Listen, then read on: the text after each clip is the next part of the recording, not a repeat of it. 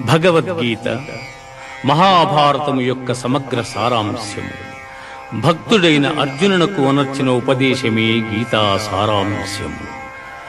భారత యుద్ధము జరగరాదని సర్వవిధములా భగవానుడు ప్రయత్నించెను.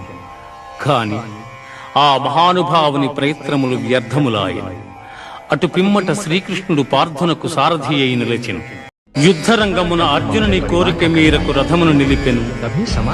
అర్జునుడు ఉభయ సైన్యములలో గల తండ్రులను, గురువులను, మేనమామలను, సోదరులను, మనుమలను, మిత్రులను చూచి హృదయము ద్రవించి నకాంక్షే విజయం కృష్ణ నచ రాజ్యం సుఖాని చ కిం నో రాజ్యేన గోవింద కిం భోగైర్జీవితేన